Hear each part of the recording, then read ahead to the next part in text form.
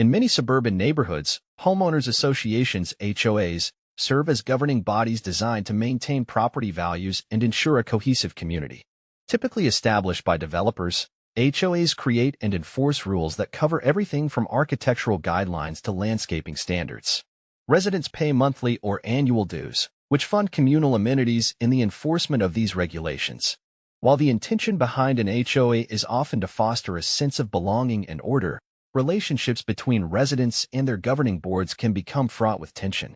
In our community, the HOA had a reputation for being particularly strict. Their rules were extensive, dictating everything from the color of house exteriors to the types of fences allowed. Noncompliance could result in hefty fines or demands for immediate rectification, creating a climate of anxiety among homeowners. Many residents accepted these regulations without question, viewing them as necessary evils to protect their investments. However, beneath this veneer of compliance lurked resentment. Many felt the HOA overstepped its bounds and encroached on their personal freedoms. The relationship dynamic was complex. While some members of the board were approachable and genuinely cared for residents' well-being, others took a more authoritarian stance, wielding their power with little regard for individual circumstances. This duality often led to misunderstandings and conflicts.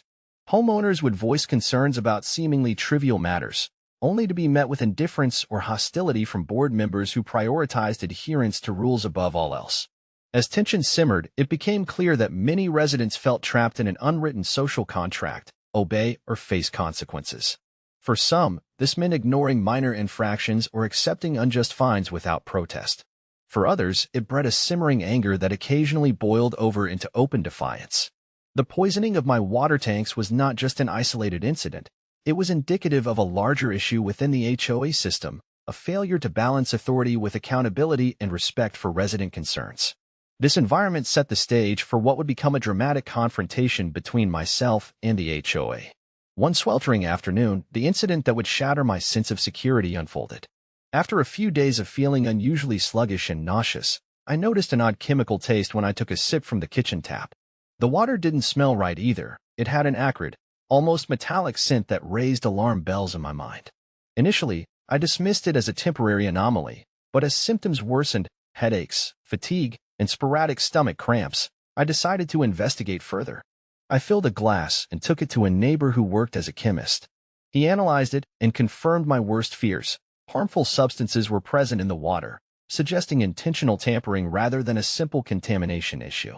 Panic set in as I recalled recent arguments with the HOA regarding landscaping regulations and noise complaints. Speculation began swirling within my mind about their possible involvement. How could they sink so low?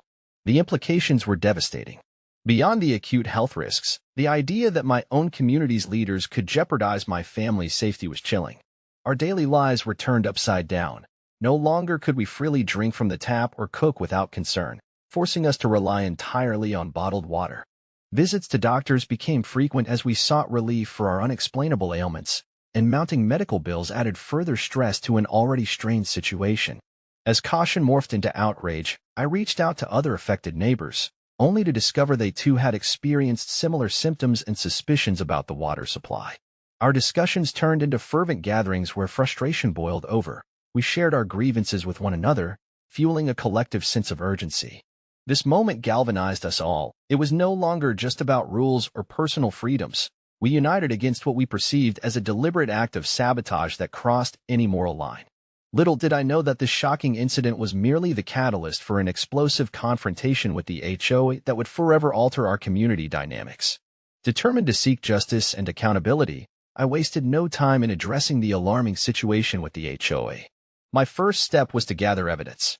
Armed with the Chemist report detailing the harmful substances in our water, I drafted a formal complaint summarizing the concerns of not just my family's health but that of the entire neighborhood.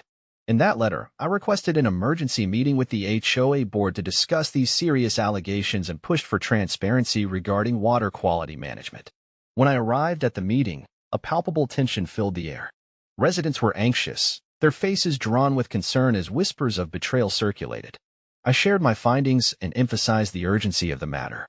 Initially, some board members appeared dismissive, deflecting responsibility by claiming that such issues required extensive investigation and couldn't be hurried.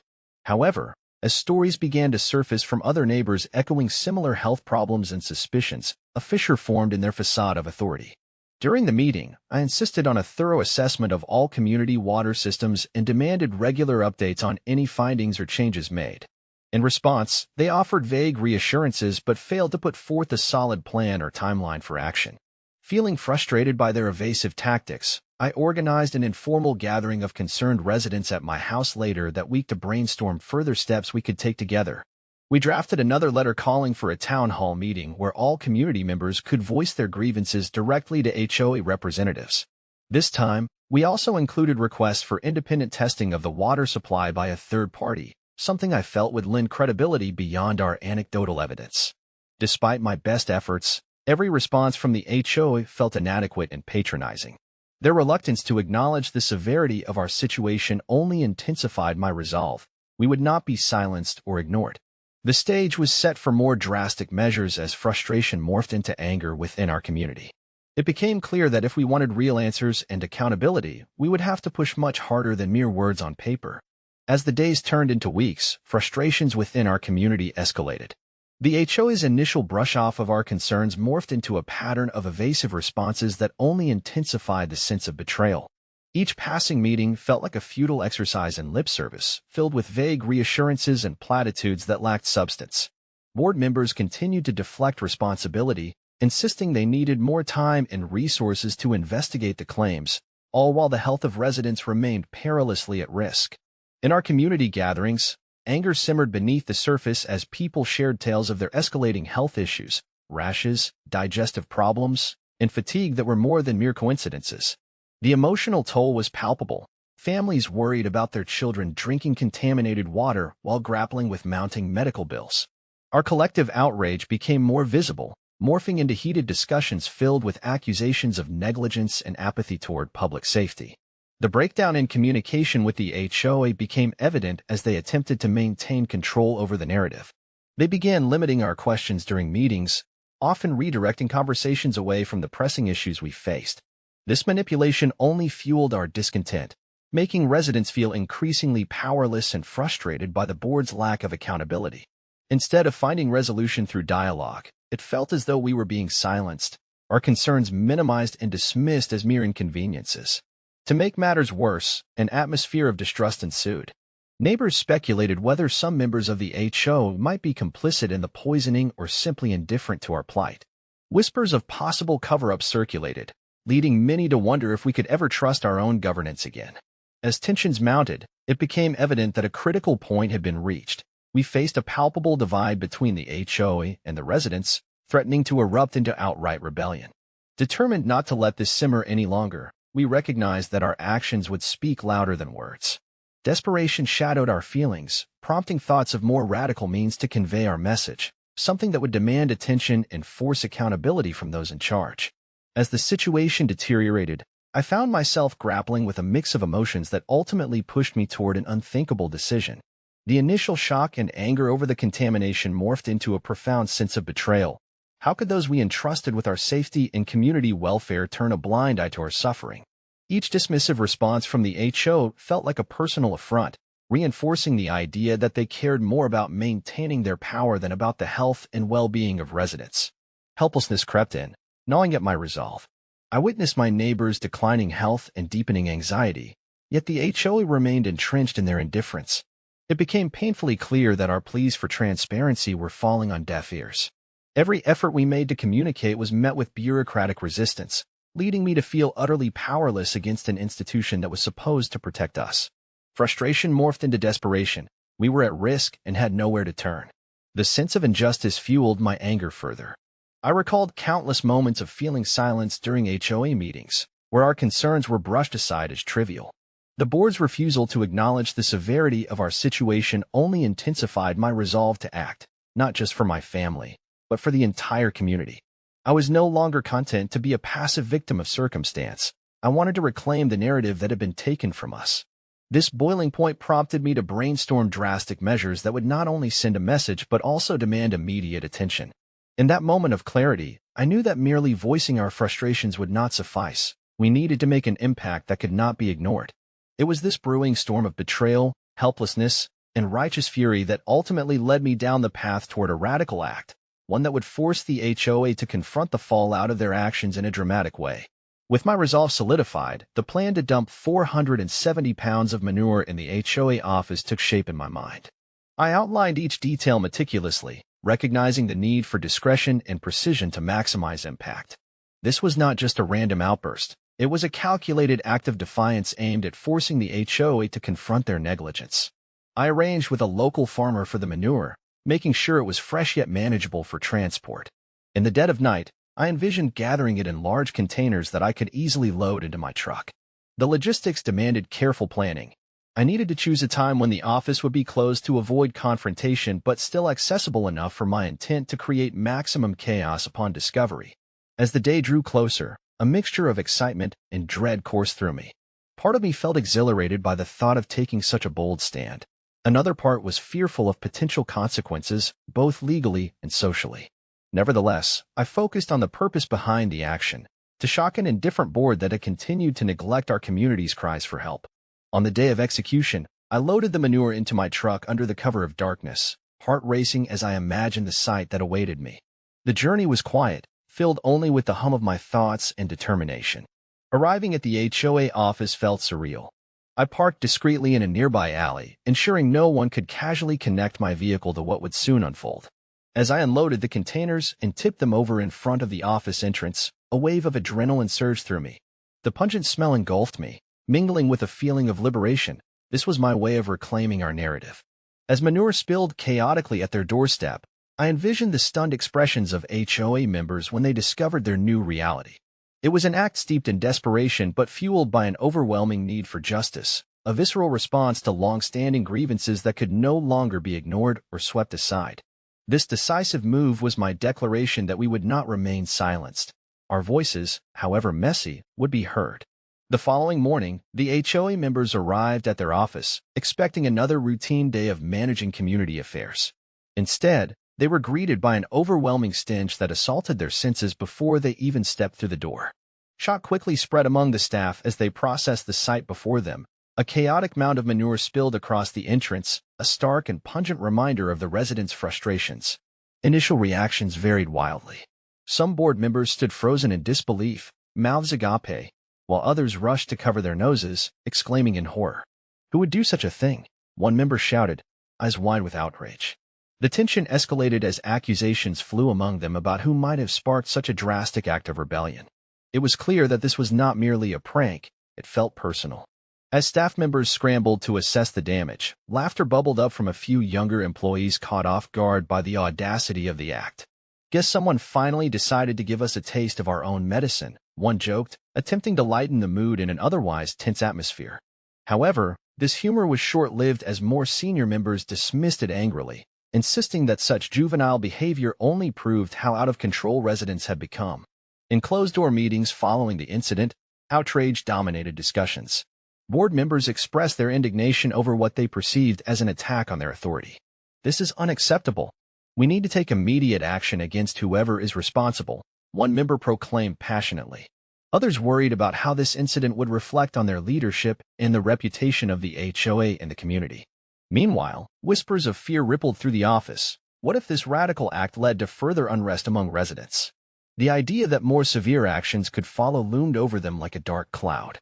This manure incident had ignited a firestorm of emotions: anger at the residents, fear of losing control, and perhaps even grudging admiration for someone who dared to stand up against them so boldly. As discussions continued throughout the day, it became apparent that this shocking event would force the HOA to reevaluate not just their policies but also their approach to communication with residents, something they could no longer afford to ignore. In the wake of the manure dumping incident, reactions from fellow residents were mixed but generally leaned towards support for the drastic action taken by the narrator. Many felt that the act was a bold, necessary response to a long history of neglect and mismanagement by the HOA. Conversations around neighborhood barbecues and community parks buzzed with excitement, as people shared stories of their own frustrations and health concerns linked to the contaminated water. Some residents expressed admiration for the narrator's courage, calling it a wake-up call for the HOA. They saw it as an act of defiance that finally demanded attention to their grievances. "It's about time someone stood up to them," one neighbor said, rallying support in favor of collective action against an authority that seemed more concerned with enforcing rules than ensuring safety. However, not all responses were positive. A small segment of residents criticized the manure dumping as counterproductive, arguing that it painted the entire community in a negative light and diminished their credibility.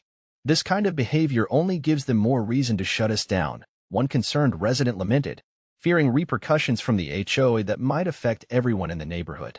Despite these criticisms, the overall sentiment seemed to shift in favor of collaboration and unity. The manure incident served to galvanize residents around a common cause, demanding accountability from the HOA. Many began attending meetings in droves, eager to voice their concerns and collaborate on strategies to ensure their safety. Community forums sprang up, with discussions focused on how to organize a clear and coherent message, one that emphasized accountability rather than chaos. As they united under shared grievances, it became apparent that many were ready to support further actions that would keep pressure on the HOA. The need for effective communication became a central theme as residents sought ways to establish transparency and rebuild trust in their governing body. Overall, the manure incident acted as a catalyst for mobilization, transforming resident dissatisfaction into cohesive community action aimed at reclaiming both safety and agency. As the dust began to settle after the manure incident, the narrators soon faced legal repercussions for their bold act of protest. The HOA, feeling humiliated and threatened, wasted no time in filing a formal complaint against them.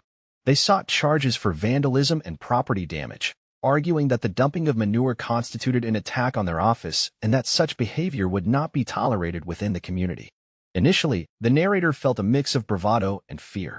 The support from fellow residents had bolstered their spirits, but the potential legal ramifications weighed heavily on their mind. Could this act of defiance lead to criminal charges? Would they face fines or even jail time?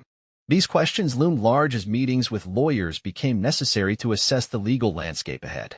The HOA's legal team was relentless, aiming to make an example out of the narrator to discourage any future acts of rebellion from other residents. They argued that actions like these could undermine community trust and respect for established governance. As news of the case spread through social media and local news outlets, it attracted wider attention, thrusting the narrator into the public eye. Some media outlets framed the story as a tale of a disgruntled homeowner fighting back against a tyrannical HOA, while others emphasized the illegality of such actions. Despite their mounting anxieties, this newfound attention also galvanized more residents to rally around them. Community members began organizing support networks to help cover legal fees and show solidarity. Local activists joined in, framing the case as part of a larger fight against oppressive homeowner associations everywhere. As court dates approached, discussions within the community shifted toward addressing policies that enabled HOAs to operate with such unchecked authority. The pressures mounted not just for the narrator, but also for those who had observed how power dynamics could shift so suddenly. While facing personal consequences, they inadvertently sparked a broader movement, one that sought not only justice for themselves but also systemic changes within how HOAs functioned and interacted with their constituents. Reflecting on the tumultuous journey that led me to dump manure in the HOA office, I've learned that standing up for one's beliefs can come with significant consequences, but it can also ignite change. Initially driven by anger and desperation, my actions were a culmination of feeling powerless against a governing body that seemed more interested in maintaining control than prioritizing community health and safety. While I did not envision creating a spectacle, the incident undeniably acted as a catalyst for both personal and communal transformation. Through this experience, I discovered the power of collective action. Faces I had previously only waved to in passing became allies as we rallied around shared grievances. Our community's newfound solidarity paved the way for open dialogue with residents who had stayed silent for too long. This was a poignant lesson in the importance of voicing dissent. Silence often emboldens those in power to continue their neglect. Despite the legal challenges I faced, these obstacles only deepened my commitment to addressing systemic issues within our HOA. In court, I stood not just for myself, but for every resident who had been marginalized or ignored. While some may have critiqued my methods, they were undeniably effective in highlighting a broken system that needed reparations. In the aftermath of the incident, changes slowly began to unfold within the HOA. The board found themselves under intense scrutiny and pressure from an invigorated community demanding accountability and clearer policies regarding transparency and communication. Residents organized regular meetings where they could voice concerns without fear of dismissal, a stark contrast to prior years. Though I did not anticipate becoming an unwitting symbol of resistance, I recognize now that legitimate change often arises from desperate measures. My experience reinforced that action, no matter how messy, can spark important conversations about authority, accountability, and community engagement. Although this journey has been fraught with challenges, it has ultimately paved the way toward a more empowered neighborhood determined to reclaim its voice and advocate for its rights moving forward. The manure dumping incident serves as a pivotal moment, shedding light on broader themes such as homeowner rights, the accountability of homeowners associations (HOAs), and the power of community activism. It underscores a growing recognition among residents that they have the right to voice their concerns and challenge authority when it fails to protect their interests. One significant implication is the awakening of homeowner awareness regarding the often overlooked influence of HOAs. Many residents realize that these governing bodies, while intended to maintain property values and community standards, can sometimes act with little regard for the health and safety of residents. This incident prompted discussions about the need for clearer regulations and oversight mechanisms to ensure that HOAs remain accountable to those they serve. It led to calls for transparency in decision-making processes and more inclusive policies that prioritize resident input. Moreover, the ordeal highlighted the importance of community activism in effecting change. The collective outrage over both the water contamination and the subsequent rebellion against the HOA fostered a sense of unity among residents who previously may have felt isolated in their frustrations. The support network that emerged from this incident encouraged individuals to share their stories and advocate for one another, demonstrating that grassroots movements can hold powerful entities accountable when conventional channels fail. This newfound activism extended beyond mere protest. It transformed into a sustained effort to reform the HOA's practices. Regular community meetings became platforms for open dialogue, allowing residents to discuss issues, propose changes, and collectively strategize on how to address their grievances. Many began exploring alternative governance models that emphasized resident empowerment rather than top-down control. Ultimately, this incident has served as a crucial reminder of the impact that collective action can have on local governance. It has inspired other neighborhoods facing similar challenges to evaluate their own HOA dynamics and consider how they might reclaim agency in their communities.